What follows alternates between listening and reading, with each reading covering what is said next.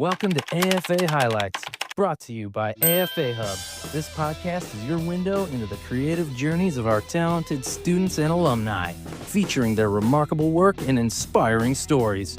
Each episode is packed with behind-the-scenes insights, engaging interviews, and expert advice, showcasing how our students transform their big ideas into even bigger opportunities. Whether you're an artist, a dreamer, a curious creative, or simply a supportive ally, we're thrilled to have you here. Think of this as your exclusive backstage pass to inspiration. So sit back, get ready, and join us as we celebrate the extraordinary together. Hey guys, Shanna here with AFA Highlights, and I'm so excited to have you here. Welcome back to the show. Today, our guest is Kayla Silverstein, and she's one of our AFA alumni. We're going to be talking to her about her important work and her journey. Welcome to the show. Thank you. Hi. So happy to have you here. So let's start at the beginning. What was your journey to get you to AFA Hub? How did you even get to the school? Tell me a little bit about that. So I talked to the Department of Rehab. It was after I graduated high school, so I was not even 18 yet, and I was looking for something to do with community college that would help me with what I specifically wanted to do with art and animation and illustration, and I wasn't sure where to go. And then through the Department of Rehab, they introduced me to AFA, and it was still in person at the time because it was, it was in 2019. And so I started off there, and then after I graduated from there, I met Shanna and Jeff, and I did a couple other internship things, but this is the one that's lasted the longest. Fantastic. So when you went to AFA, what classes did you take? What did you study, actually? Did you study animation? Yeah, I did. There was just the general year-long animation course where we did 2D animation, 3D animation, and then some regular learning about drawing, just illustration. And then the second year that I was there, I was told that I could focus on one or a couple of things that were my favorite out of what I learned in the first year. And so I focused on 2D animation in my second year, and I made a couple of short films. Fantastic. Kayla's been working with My Calm World, which if you guys haven't checked it out yet, you should check it out because we have a lot of great work on there from AFA alumni, everything from children's stories to meditations to all kinds of things. But Kayla has worked on a couple different projects. Okay, out of the projects you worked on, let's start. What's your favorite? What was your favorite so far? My favorite projects that I've worked on so far would probably be the Gwendolyn projects. And Gwendolyn is a little girl, and she is one of the characters that I helped to come up with the design for. And we have a few different songs featuring her, and she sings about emotions and how to handle feelings and how to use your body to get the emotions out in a proper way. Exactly. So Gwendolyn is part of a mental health series that I started for children, and she's so fun. Like in my mind from the beginning, I was like, I want her to be tenacious and resilient and funny and not your perfect little child, right? But like someone who's feisty and who's figuring out how to be a grown-up and do grown-up things and be mature, even though she's young, right? And Kayla, you did such a good job of bringing her to life. We've just fallen in love with her. And now Kayla is working on, and also Lucas has joined her team to work on Gwendolyn stuff.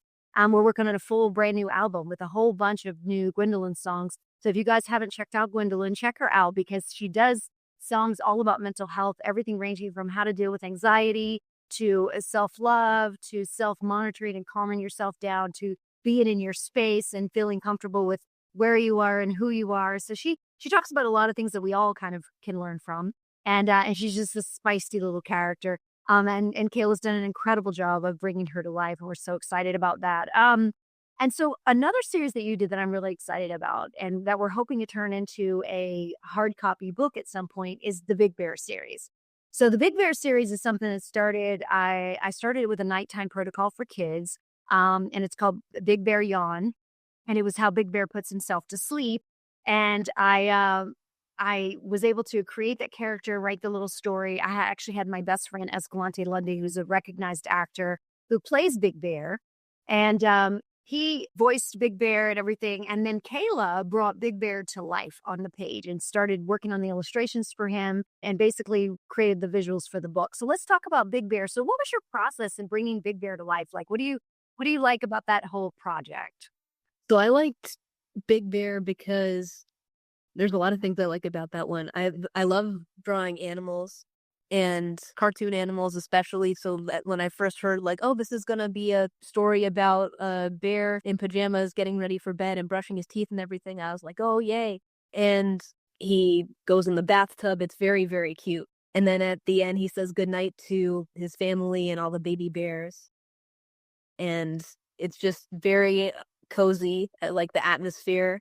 It's just I think it would make a great bedtime story. Yeah, I've always loved that one too. And then, so this year I added on Good Morning Big Bear. Do you have any notes on that, Kayla? Like, well, how was this any different than doing it before? How did it feel coming back to a character that you've already worked with and then picking it up like how many months later? Oh, it was more than months. I think it was a couple years in between the two. It was cool to see, like, to go back to the characters. And what was interesting about it is I've gotten better at drawing and designing characters since then, but we wanted the art style to be the same between the two stories because there's a chance that they might end up being in the same book together. So I had to think like, okay, how can I still show that I've improved? I don't want to like backtrack, but it has to look similar or very close to how the first one was. So that was a little bit of a challenge. And I actually just watched the old video over and over again to try and make it match as much as I could. Fantastic. Well, I love the Big Bear series. So if you guys haven't heard that, the Big Bear stories are out. The audio's out. If you go to mycalmworld.com, you can find a lot of the work from the AFA alumni. They've worked on so many of the pieces, and the website and the My Calm World YouTube site will also give you some of the videos and things that we've created, and you can take a look and see what's going on there. So let's talk about another project that you did. If I Were actually has the highest numbers of any of the projects I've gotten. The audio has the highest numbers. The video has the highest numbers. And you did the artwork for that. It's really beautiful. It's another one that I would love to see morph into different forms, like maybe into actually a book or maybe even to products, because I think that one is just so beautiful. So let's talk about that one. I believe that one was modeled off someone you know, the character. Yeah. Yeah. So the character, the little boy in that one, because it's about a mom reading her little kid a bedtime story and saying, like, if I were this animal, here's what I'd do. And at the time, my baby brother was, I think, either a year or 2 years old. He was very, very small. And when you guys said that it was going to be about a little boy, I was like, oh, hey, I know a little boy. So the little boy in If I Were he looks very, very similar to, at the time, it was like a slightly older version of my brother. But what's funny is he's gotten older. He's about 5 now, and he looks very close to how the kid looks in the story now. Yeah, and that one has done really well. So what we did with that one, right, Kayla, what was different about the others is that we actually, instead of animation, Kayla did illustration, but she captured her work so that you see the illustration come to life. And that's what's so beautiful about that one. And I think that's why it's done really well. The whole process of Kayla's work, seeing her mind start to shape and then color and all the things, is actually very interesting and beautiful. And Jeff took that and kind of edited it in a way that's really lovely. Any other notes on that one, Kayla? Because I love that piece. I love it. I remember showing it around because that was the first project that I did with you guys. I've showed it around to everyone, and I sent it like to my family, and everybody loved it. And they all thought, one thing that like a lot of people thought was cool was that I did that one in Adobe Photoshop because it's digital illustration, but I tried to make it look like watercolor. So the style of that one is different from the style of Gwendolyn or like the Big Bear stories. And I like the style that I ended up using for that one. It's very comfy cozy. And that's a good note. It's actually really beautiful. The watercolor worked well, and that's what gives it such a softness. And it's so perfect because it's a story, it's a song and a story just about love. It's just about love. I think it's so visually beautiful and so soothing to the ears and the nervous system as well. And you did a beautiful job bringing that to life, Kayla. We're really excited about the Gwendolyn stuff. You know, we have this whole new album with Gwendolyn coming out this year. That's going to have way more songs. Right now we have like 2 Gwendolyn songs out, but we have like 6 or 8 coming out on this album. And then Kayla's been a big factor as far as being the designer of that character, and then helping with the music videos for that new album that's coming out. It's going to be lovely. So you guys don't forget, keep watching to what we're doing. Like, we're so proud of the students and the alumni and the work that they're doing to create products that make the world better and taking their creative gifts and creating all these beautiful stories and things for families. When we look at Kayla, we see where you've come from and where you are and what you're doing to someone who is maybe just starting their creative journey. Maybe they're a little afraid or shy, or they're like, oh, I've been interested in animation, or I've been interested in something else like dance, any kind of creative outlet. What would you say to them? So I remember before I got to AFA, when I was still in high school and had just graduated, before I went to any actual school for art, aside from the art lessons that I'd taken in high school, I really didn't like showing my artwork online. I didn't like posting it, and I would get embarrassed if people came up next to me and they were like, "Oh, what are you drawing? I want to see." I wouldn't want to show them. And then Sarah, who was my first teacher at AFA, told us as a class, she was like, if you want to get into animation or you want to do it like for a job, you're going to have to get comfortable showing everybody.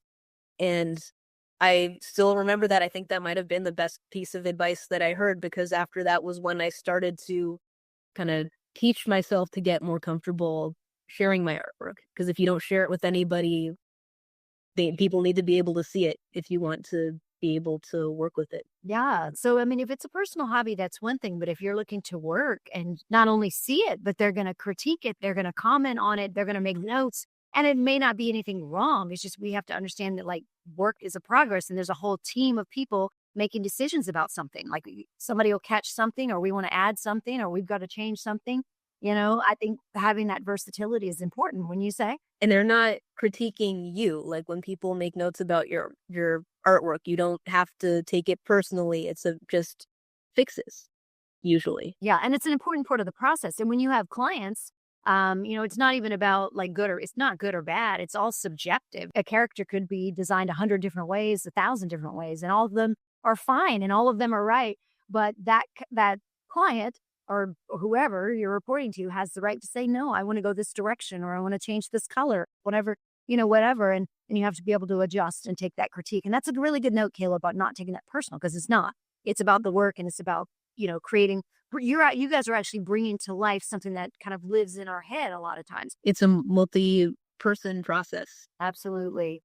Is there anything else that you would say to someone who might be not as far along as you are? Maybe they haven't gotten in the journey yet, or they haven't started working yet. Anything else that you'd want to say to them? I would say to just start looking around as early as you can, because sometimes it can seem, people will be like, oh, you're looking for a job in animation, or you're looking for an art related job. Where can you find those? I don't see them anywhere.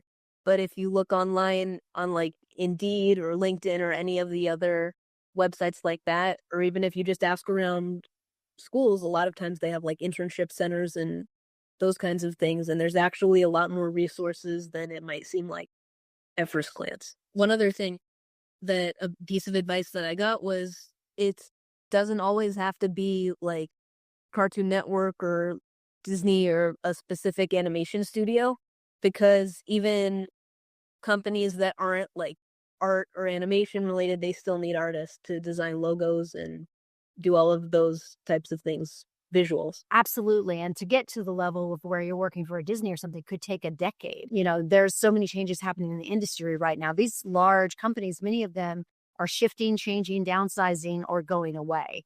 And so independent work, like you're saying, from corporations or nonprofits or private citizens or people who just want to do a book, you know, like somebody who just wrote their first children's book. Independent studios too. Right? That work is out there. So yeah, that's great advice, Kayla.